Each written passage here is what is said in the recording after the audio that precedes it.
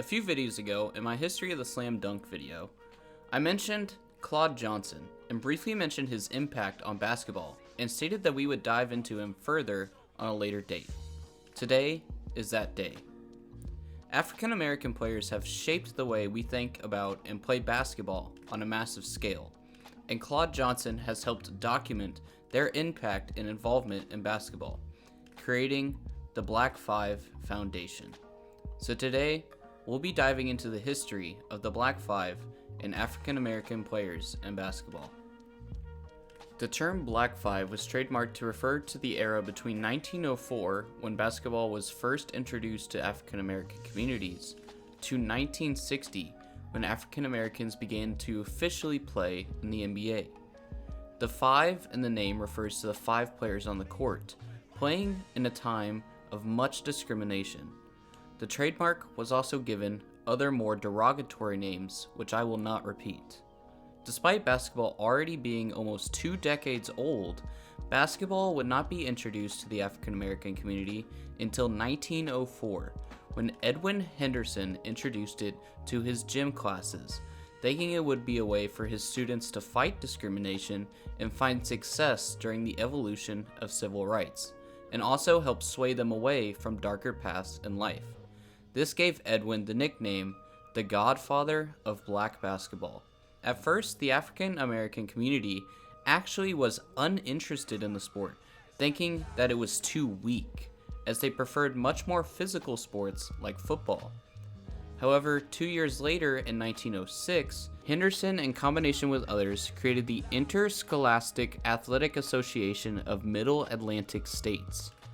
This further encouraged black players to play the sport, as more places to play sprung up in the DC area, like segregated YMCAs.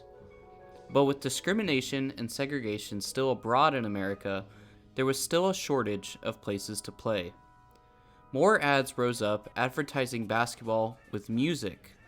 Much like in the Prohibition era, jazz, blues, ragtime, and other music of the early 1900s were very popular among the African American community. So to promote basketball, the two were advertised together, with flyers saying things like basketball and music or basketball and dance. People would come for the musical entertainment and stay for the game. This helped create the connection between basketball and music that we still have today, with college and high school bands playing during the game and the music playing over the Jumbotron in stadiums. In 1907, there was the Smart Seth Athletic Club of Brooklyn. This team promptly won one of the first segregated world championships. Hart was the first to start to create revenue for the teams in a pay-to-play league, saying, "This game has taken a firm hold on our people and has demonstrated beyond a doubt. Now it is up to the players and their friends to advance the game by not only forming a basketball league among the teams, but playing good, fast, and clean games, eliminating therefrom all petty jealousies, quarrels, and the little meannesses that have a tendency to disgust the people who assemble to witness these contests. We want to play the game as our white friends play it, that is, the spirit of fairness, and for the benefits that the exercise will give us, and the enjoyment we can afford to our friends." Hart clearly envisioned basketball as entertainment, and therefore as an opportunity to create revenue, not just as physical education. And as he stated, playing it fair would help bridge the gap with civil rights as well. Like Henderson and the 12th Street YMCA team, he recognized that a winning team of all-star performers would help further popularize the game among African Americans in New York. After about another decade, Bob Douglas founded the New York Renaissance, named after the Renaissance Casino and the Ballroom in Harlem, where they played their first game on November 3rd, 1923. However, dance halls started to lose their popularity in the 20s, as well as the Great Depression. Less people were willing to pay money to go to a hall to watch basketball players play. But Bob Douglas sent his team to more white cities to compete against them, keeping the excitement ignited as his African American team would dominate the white teams. African Americans also brought forward their style of play, being described by many as more flashy, entertaining, athletic, and daring, helping shape what we know today with a fast-paced, exciting game. In 1931, they were nicknamed the Magnificent Seven because of their excellence of its key players: Charles Tarzan Cooper, Clarence Fat Jenkins, John Casey Holt, James Pappy Ricks, Earl Bruiser Satch, William Wee Willie Smith, and Bill Yancey. Unfortunately, racial discrimination continued to take its toll though, with the team often sleeping on the bus and eating Ritz crackers after being barred from hotels or restaurants to eat due to the Jim Crow laws.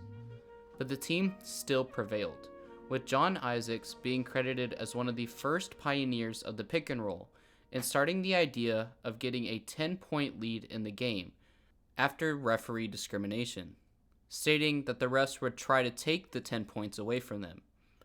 Even today, this strategy of getting a 10-point lead as early as possible carries on, and a timeout in the NBA is usually called after the opposing team gets a 10-point lead in order to break the momentum.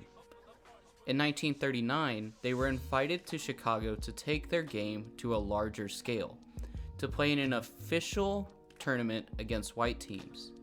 The Rens succeeded, beating the Oshkosh All-Stars to win the first ever World Championship tournament. This sent ripples throughout the African American and basketball community, and from 1923 to 1948, the Rens won 2,588 of 3,117 games, a staggering winning percentage of 83% over 25 years. Going into the 1940s, African American teams became more mainstream as they played in the NBL, National Basketball League, as well as teams like the Harlem Globetrotters popping up. These teams would continue to play in the NBL until the NBL merged with the NBA, making the NBA finally integrate African American teams into the league. The teams unfortunately continued to receive discrimination from coaches, refs, and other players, but they finally had a chance to play on a professional world stage. Because of the discrimination, even though they were in the league, African American players would not get very many minutes, having to come off the bench or being diminished to smaller rebounding role players behind their white counterparts. That was until the 1960s, when we get into players that you are more familiar with. Bill Russell and Wilt Chamberlain helped pave the path for black players in the NBA even further. In the 60s as well, the 1933 Rens team would retroactively be added into the Hall of Fame. As the years went on, more African American players came in and changed the game, with Kareem, Magic Johnson, Michael Jordan, Kobe, LeBron, and so on. In 2013, Claude Johnson then created the Black 5 trademark as a foundation to uncover the history of these black teams that otherwise would have vanished and been forgotten. He made it his mission to unearth these historical feats and bring them back to the forefront of basketball history. And without him, me and many others could have never made this video, as well as have a lot of the information that I found never existing. He published a book over his findings as well, and performed many lectures at black universities going over the Rens and the Black 5 history. I encourage you all to look at the links that I've provided in the description that provide more information on this story that deserves to be told. Again, Claude Johnson has done a fantastic job of combining all the information and making it into a way that it can be told. This is an important part of not only basketball, but American history, and it needs to be told. So again, check out the links that I provided in the description if you want more information. Anyways, I know this was a bit of a different video talking about more sensitive subjects, but it is an important part of basketball history as Claude Johnson has encouraged. So I hope you guys found this video informative and entertaining, involving more history about basketball. You guys love when I do these historical basketball videos, so share the video around, like and sub, all that good stuff. When I wrote this script up, we were about to hit 2K, and now we're almost about to hit 3K. So let's try and get there. Mathematically, we have a chance to hit 10K by the end of the year if y'all keep the subs coming. So I really appreciate the support, and as always, I will see y'all in the next one. Peace out.